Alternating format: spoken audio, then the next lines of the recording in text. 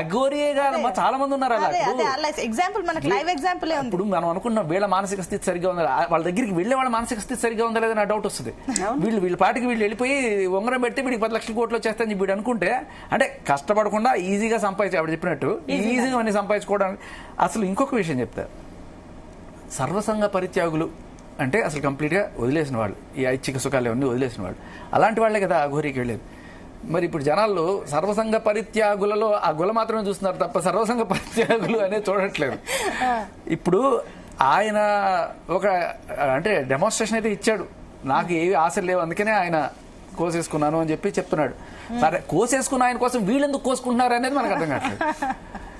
అవును, ఇంకొక అమ్మాయి కూడా వచ్చింది కదా, పెళ్లి అయ్యింది. అసలు నాతో 10 నిమిషాలు మాట్లాడితే చాలు, నేను వాళ్ళని నా అధీనంలోకి తెచ్చుకుంటాను అని చెప్పి ఈ 420 గారు చెప్తూ ఉంటే, అదంతా టీవీలో ప్రసారాలు చేస్తున్న వాళ్ళని అసలు ఈ 8 నెలల నుంచి జరుగుతున్న డ్రామా మొత్తం నేను మీడియానే. కాకపోతే సంబంధించిన రైట్స్ మన భారతదేశంలో గట్టిగా లేవు. ఇప్పుడు మీరు కెనడా అటువంటి దేశాలకు పోతే వాళ్ళ మ్యారేజెస్ కూడా లీగలైజ్ చేస్తారు.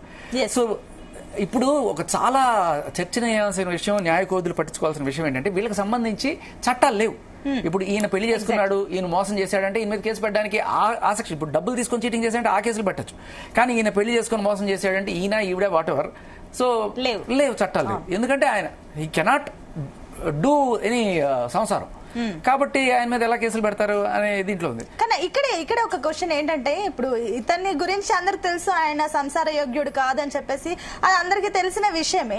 అంటే నార్మల్ గవర్నమెంట్ జాబ్స్ చేస్తున్నారు, లక్షల్లో సంపాదిస్తున్నారు, అండ్ బాగున్నారు. అబ్బాయిలు కూడా చూస్తే బానే ఉన్నారు, అంత బానే ఉంది. అబ్బాయిలు కాకుండా అబ్బాయిలు అంటే ఎంత బాగున్న అబ్బాయిలకి ఒక్క అమ్మాయి దొరకలేని పరిస్థితి, ఏది లేకుండా ఈ అఘోరికి ఇద్దరు మనం ఒక సర్కిల్ తీసుకొని ఇవే కరెక్ట్, ఆడది మగవాడినే పెళ్లి చేసుకోవాలి, మగవాడు ఆడదాన్నే పెళ్లి చేసుకోవాలి, పెళ్లి చేసుకుని పిల్లల్ని కనాలి, ఇవన్నీ మనం పెట్టుకున్న నామ్స్. ఎప్పుడైతే ఒక మనిషి వచ్చి ఠక్కమ ఇది కాదు నేను ఇలా చేస్తానని చెప్పి వెళ్ళినప్పుడు మనందరికి ఒక జలక్, ఏంటి ఇలా చేస్తానని చెప్పి సమాజం ఒకసారి ఉలిక్కి పడుతుంది. అలా ఉలిక్కి పడినప్పుడు మనం ఫస్ట్ అలాగే అనుకుంటాం, బట్ మెల్లమెల్లగా అలవాటైపోద్ది. అలవాటైపోయిన తర్వాత అప్పుడు అనుకుంటాం 30 ఏళ్ల కింద ఒకటి వచ్చాడు వాడే టార్చ్ బేరర్ అని చెప్పి. అలా మేబీ ఒక టార్చ్ బేరర్,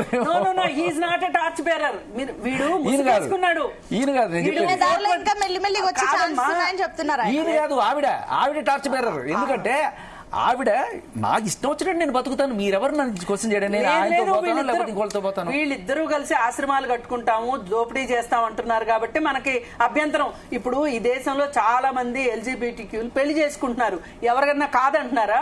మీటింగ్లు పెట్టి మాట్లాడుతున్నారా మీరు చేసేది తప్పని? ఎవరన్నా మహా అంటే ఎవరన్నా సనాతనవాదులు మాట్లాడతారేమో కానీ ఎవరు మాట్లాడట్లా. అది అసలు పాయింటే కాదు. వాళ్ళు చేసుకుంటున్నారు, కొంతమంది కలిసి ఉంటున్నారు, తర్వాత మళ్ళీ విడిపోతున్నారు. వాళ్ళ కష్టాలు మామూలు కుటుంబాల్లో ఎలా ఉన్నాయో వాళ్ళ కష్టాలు, వాళ్ళకి సినిమా కష్టాలు ఉన్నాయి. అది కాదు పాయింట్.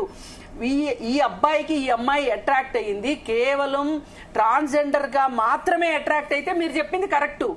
ఇతను నేను మాయలు చేస్తా, మంత్రాలు చేస్తా, ఆశ్రమాలు కడతా, డబ్బులు సంపాదిస్తా, నీకు కోట్లు ఇస్తా, అది చేస్తా ఇది చేస్తా అన్నాడు. కాబట్టి ఈ మాయ గురించి మనం మాట్లాడుతున్నాం. అది ఆవిడ చెప్పాలి. ఇప్పుడు వర్షం నేను ఈయన నాకు డబ్బులు ఇస్తాడని చెప్పట్లేదు కదా. నేనేదో ఇప్పుడు మనం అందరం వాళ్ళకి చాలా తుచ్చులాగా కనబడుతుంటాం. ఎలా అంటే మీరందరూ కూడా ఈ కామం బట్టి ఎటువంటి శృంగారం కోసం వాటి కోసం మీరు పెళ్లిళ్ళు చేసుకుంటున్నారు. చూడండి, ఆయన శృంగారం చేయలేడని తెలిసినా కూడా మేము మనసులు కలిసి పెళ్లి చేసుకున్నాం. ఆ లెవెల్లో మేము కలిసాం. అది మీరు గుర్తించట్లా.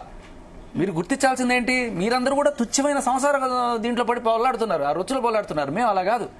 ఆయన ఏమి చేయలేడని తెలిసినా కూడా నేను వెళ్ళానంటే మేము మానసికంగా పెళ్లి చేసుకున్నాం. అది ఒక ఆదర్శం అన్నట్టుగా ఆవిడ అనుకోవచ్చు. బట్ ఏదైనా ఆవిడ ఇష్టం ఆవిడది.